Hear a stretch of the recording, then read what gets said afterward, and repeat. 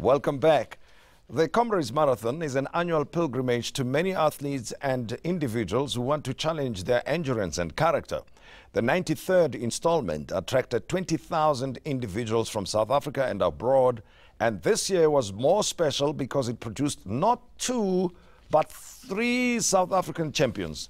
And congratulations to Bongo Musamtembu, who won in the male category, and Anne Ashworth in the women category. But I'm sure they won't mind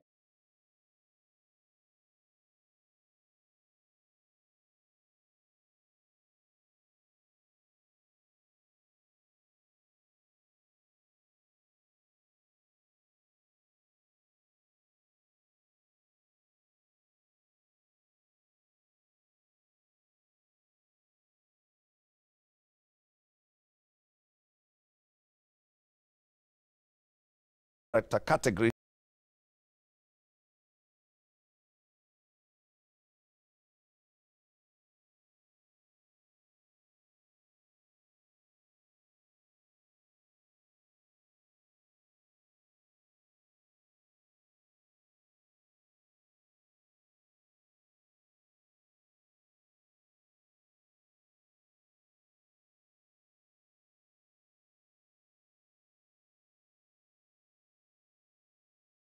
The 10 of runners, is only me who didn't run the Comrade last year. So I feel like when we're coming back at OR Tambo, all of the guys, they're carrying medals. So it's only me. I say, hey. Well, you know, you're the most photographed athlete on the day, right? That every photographer must have run behind you or around you taking pictures. And now you're a global icon because you're the only one who was cheating, using crutches and one leg in the Comrades. You made a lot of people now, you know, who had to decide that they should also take part. I find it interesting that you say you only thought about it last year, but you had already done half of it last year, and then you decided that you're going to do the full-on Comrades Marathon. Yeah. When I talk to people who have run the Comrades, I say to them that you probably need to lose your mind a little bit. Yeah. To consider taking part in the Comrades, right? At some point you lost your mind along the way in recent times that made you want to run the Comrades, or you were just highly motivated? It's just, yeah, for me, let's say, okay, January, if I'm starting this year, January, I'm just lost my mind because of, I think about June, 10 June. Yes. Already they tell us in a message it's 100 days left now for June. So all of the race at Pretoria, as I said to you, I make 42 last year, maybe it's 7 hours. This year, when I make that 42, I make in 5 hours because of, in my mind, like I'm coming like I'm crazy or I'm mad. Of June, I'm supposed to push hard, I'm supposed to work hard. You've got to be fit for this. Yeah, but when it's June, first week June, I start to be fear now. Yes. Yeah. But, mind it's, But they tell you that it's 3 days to go, it's 1 week to go, and then... And even the food, every minute, I talk to you, hello, Xolani, how are you? Yeah, I'm fine, everything. And how is the thing in home or work? Yeah, it's a Comrade.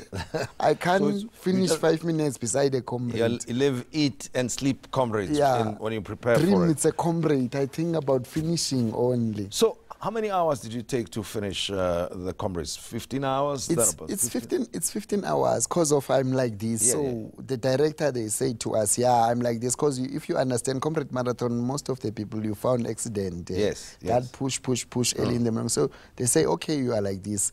The person like me, it's another thing, T42, but I don't understand. My coach, Mr. Einfender, understanding. They say, someone like me, they suppose I have 5 hours before. I said, thanks God, 5 hours before. They didn't know me. Yes. If they give me that 5 hours before, that 5 hours for me is that 42 kilometers. Yes. It's a halfway mark. So I make the whole night easy thing. Now, I want to talk about how you prepare for the Comrades. If you have to run it on crutches, right? As you did, and that's why you generated so much interest, and we appreciate that you also made time to come here and talk to us, but we are kinder than the Comrades organizers. We didn't want you to run to our studios here? Because from Pretoria to here is less than the distance that you covered on the recent Comrades. How do you prepare for this? Yeah, when, you know, another thing I told myself, I have a running plate. But that running plate, my stamp is not right. So I see February, maybe I ran Soweto Marathon last year, Soweto Marathon 20 kilometers. So after Soweto Marathon, I ran Sunrise Monster and Deloitte at Pretoria. So I see after that race, my stamp is not right. Or you were using a stamp when you were doing that? Yeah, before. Yeah. And I use a track and stamp. But now I use another race, 20 kilometers, a running plate. Yeah. But the physiotherapists, they say, no, Xolani, now you can't run with this thing. And we already finished with director of Comrades Marathon. Okay, I don't have a problem of Xolani. He can take Comrades Marathon. When we check the stamp now, the stamp is not right. And my coach, Mr. Einfender, said, no, Xolani, your stamp is not right. You can't run. I said, Mr. Einfender, I walk with the crutches more than 10 years. Yes. This thing of this plate I found yesterday, I'm too fast when I make with a gerg. All of them, the physiotherapists, all of them, they look at me like this. Yes. Said, the thing I need is only to train this part. Because the experience I have, because it's a long time I walk like this. If you don't have a legs, you have a hands. Your legs, your hands, it's your legs. Yeah. It's the thing that I told myself, this is my legs. So now, what is the big thing to overcome if you are going to run the Comrades? Is it the physical fitness? Is it the mental toughness? Is it the heart to say, I will go for it no matter what? What do you think is the key thing that works? The key, that thing, it's here and here. It's in your heart and your mind. Tell yourself, okay, I'm finished this race. Yeah, you're supposed to found the pain. No matter you found the pain, tell yourself, I'm push and finish. Me, on my side, most of the people, they used to ask me, Xolani, you don't think, where did you think to quit? I never think to quit in Comrades Marathon. Yeah, I feel the pain when they say, when I'm at Pine Town, they say 19 kilometers to go. Yeah, I told myself, yeah, now it's 19 kilometers to go. 19 kilometers is so small. Okay, I push 9 kilometers. When I'm more than 9, that thing, you're supposed to feel it. And you tell yourself, yeah, I make it. But now, how did you get involved in all this training and preparing for the Comrades Marathon? Because you're from the Eastern Cape and you are now based in Pretoria, and so many things happened in your life that changed, you know, probably when you were still a child. The vision you had for yourself changed when your leg got amputated. You can start there, as well as your being involved in racing. You know, if I told you about my story, my name is Xolani Luvuno. And I was born in Eastern Cape. Yeah, I was growing up with my grandmother. My parents didn't marry, you know, all times when someone didn't marry. And my mother, they are separate. My mother, they end up and dying in the way of it. So I'm growing up with my grandmother. At 2000, when my grandmother dying, he left me with my uncle. At 2000, maybe I'm at 16 years old. I start to see the things. I start to smoke dachas, every naughty things. I'm doing naughty things. So at the end, my uncle chased me out in his home, and they make a protection order for me. I'm going out on that time, yeah, I'm no time, and up I'm going at prison. I found the 5 years. After 5 years, when I get out in jail, as I said to my uncle, they chased me out, and I'm staying at the street of Eastern Cape. So after that, I mean, as I said, I'm naughty before, and I used to be a boss. Yes. So now when I'm out in prison, I found a big ball like this, and I'm on the street on that time. Yes. So I'm staying and I'm smoke too much drugs. I'm drug fan on that time. Maybe the thing I used to smoke, I smoke glue, I smoke thinners, I smoke paint. It's only paraffin I was never smoked. The red petrol, I smoke the red petrol until like it's a water. Yes. And now that leg is coming big like this, maybe 28 or 29. Yeah, you know, when you smoke, the tsotsi afraid to die.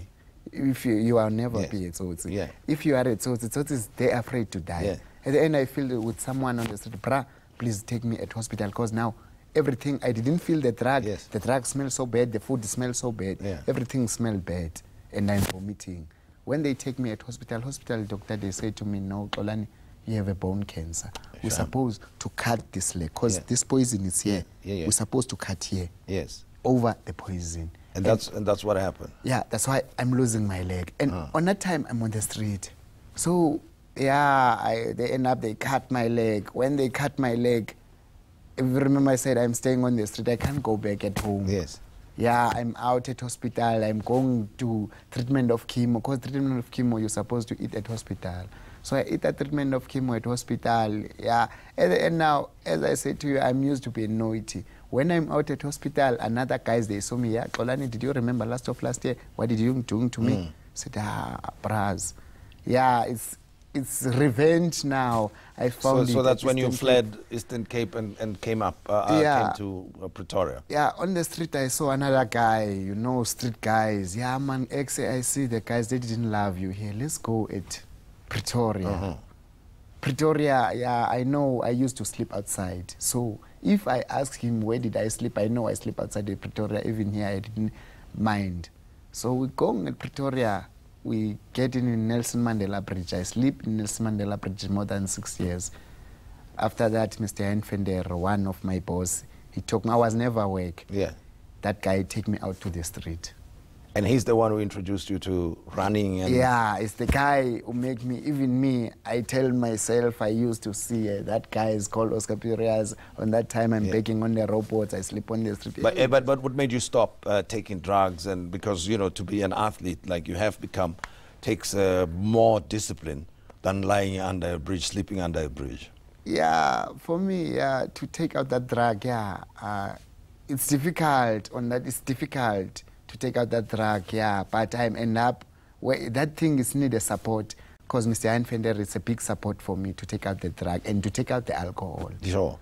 And any particular lessons that you learned along the way that you'd like to share with some of the youngsters that you left behind, including the ones who are joining that world? Yeah, the particular that I saw and I learned, it's just like South Africa, if you don't have a school, I wish to them to go at school. Because the problem is the school. If you are not the school, if you don't have a qualification in South Africa, even me, I used to cry. I asked myself, why me? Because I supposed to go at school. But if you are not going at school, even me, I said, thanks God to found someone like Mr. Hind. That's why I leave drugs, I leave alcohol, I just focus in addiction of sport. And you're enjoying every moment. I'm enjoying. That's why a youth, I wish for them to go at school and focus on sport. Sure, and you are an inspiration to many, many people, not only the young people who sleep under bridges or are addicted to drugs, even able-bodied people who cannot decide and take part in the Comrades Marathon, but you did it. And you said earlier that when you put on the jacket that you want to be Pastor Xolani in the... Pastor Xolani, Comrades champion, thank you very much. Thank you, everything of the best to you. Thank you. And we're very proud of you. Thank you very much. And that's all we have for you this evening. And we thank you for joining us on the Modise Network. And be sure to tune in tomorrow night as I will be talking to former Statistician General Dr. Padi Lehutla. Enjoy the evening.